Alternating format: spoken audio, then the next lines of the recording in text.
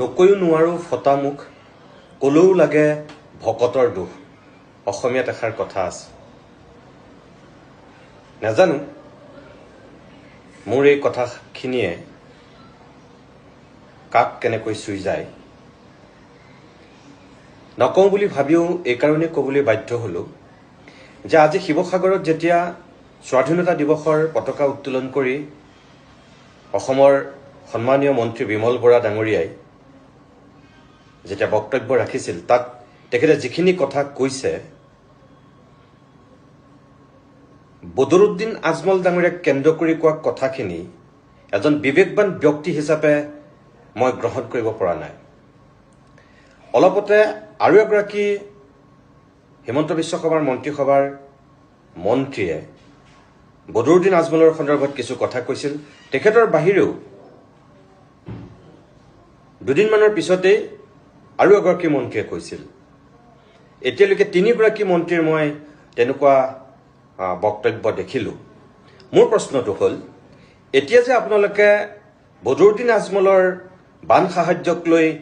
তেনেকুৱাকৈ কথা ক'ব পাৰিছে বদৰুদ্দিন আজমলৰ 500 টকাৰ ওচৰত জাতি বিক্ৰী নাযায় বুলি কৈছে বদৰুদ্দিন আজমলক সেৱা কৰাক লৈ আপোনালোকে যিখিনি আক্ষেপ প্ৰকাশ কৰিছে যেতিয়া বদৰুদ্দিন আজমলে শিৱসাগৰৰ বানাক্ৰান্ত ৰাইজৰ মাজত গৈ সাহায্য বিতৰণ কৰি আছিল তেতিয়া আপোনালোক ক'ত আছিল তেতিয়া আপোনালোকে কিয় ক'ব নোৱাৰিলে যে আজমলৰ সাহায্য নল'ব আৰু আজমলক ইয়াত সাহায্য বিতৰণ কৰিবলৈ দিয়া নহ'ব আজি যেটো দম্ভালি মাৰি অসমৰ একাংশ মন্ত্ৰীয়ে এই গোটেই ঘটনাটোক লৈ ৰাজনীতিৰ মেৰপেচলি টানি আনিছে এটো উচিত হৈছে নে চৰকাৰখনৰ এটা দুৰৱস্থা আসলতে বদৰুদ্দিন আজমলে উদঙাই দিলে নেকি এই যে 500 টকা লৈ মহিলাখিনিয়ে যে তেওঁৰ ওচৰত আঁঠু লোৱা বুলি আপোনালোকে কৈ আছে সেই মহিলাখিনিও স্পষ্টকৈ কৈছে যে তেওঁলোকে 500 টকাৰ কাৰণে কেতিয়াও বদৰুদ্দিন আজমলক সেৱা জনোৱা নাছিল এজন জ্যেষ্ঠ ৰাজনীতিক হিচাপে এজন জ্যেষ্ঠ ব্যক্তি হিচাপে তেওঁলোকে সমৰ্থন কৰিছিল আজি যদি সেই মানুহজন দাড়ি টুপি থকা মানুহ কাৰণে বদৰুদ্দিন আজমল হোৱাৰ কাৰণে মুছলমান হোৱাৰ কাৰণে যদি সেই দৃষ্টিভংগীৰে চাইছে সেই মানুহজন যদি পাঞ্জাবী হ'লহেঁতেন তেতিয়াহ'লেতো আমাৰ আপত্তি নাথাকিলহেঁতেন আৰু বদৰুদ্দিন আজমলক যদি এজন জ্যেষ্ঠ বুলি সেই মহিলাসকলে যদি সেৱা কৰিছিল আৰু তেওঁলোকে ইতিমধ্যেই স্পষ্ট কৰিছে এজন জ্যেষ্ঠ ব্যক্তি হিচাপে সেই সময়ত তেওঁলোকে তেখেতক সেৱা কৰিছিল আমিতো সৰুতেই শিকিছো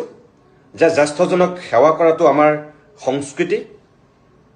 আমিতো কেতিয়াও সৰুতে শিকা নাছিলো আমিতো কেতিয়াও সৰুতে পঢ়া নাছিলো যে জ্যেষ্ঠজন হলেও মুছলমানক সেৱা কৰিব নালাগে অকল হিন্দুকহে সেৱা কৰিব লাগিব বুলি খ্ৰীষ্টানক সেৱা কৰিব নালাগিব তেনেকেতো আমি কেতিয়াও পঢ়া নাছিলো শিকা নাছিলো এতিয়া এইবিলাক কি কথা যিজন ব্যক্তিয়ে প্ৰথম ৰাজনীতিক আমি ভাবো যে 2.5 কোটি টকা সামগ্ৰী বিতৰণ কৰিম বুলি ঘোষণা কৰিছিল তেতিয়ালৈকেতো কোনো এজন সাংসদ মন্ত্ৰী বিধায়কে তেনেকে এককভাৱে ক'ব পৰা নাছিল তেতিয়া আপোনালোক ক'ত আছিল সেই মানুহখিনিৰ ওচৰত সাহায্য বিতৰণ কৰাৰ পিছত চিকিৎসা সামগ্ৰী তেওঁ লৈ বানাক্ৰান্ত ৰাইজৰ মাজত চিকিৎসা সাহায্য দিয়াৰ পিছত সকলোখিনি হৈ যোৱাৰ পিছত এতিয়া আপোনালোকে সাৰ পাইছে বদৰুদ্দিন আজমলৰ বিৰুদ্ধে তেনেকে কথা ক'বলৈ মানুহৰ মিনিমাম এটা লজ্জা থকা উচিত আসলতে মিনিমাম এটা মানুহক আক্ৰমণ কৰাৰো এটা সীমা থকা উচিত বুলি আমি ভাবো এই কথাটো গ্ৰহণযোগ্য নহয় আজি স্বাধীনতা দিৱসৰ দিনটোত অন্তত এনেকুৱা কথা কোৱাৰ অকনো মন নাছিল কিন্তু এইকেইদিন কথাবিলাক শুনি চাই দেখি বৰ ভাল নালাগিল সেইকাৰণেহে কথাখিনি ক'লো অকণমান আপোনালোকে বিবেচনা কৰি চাব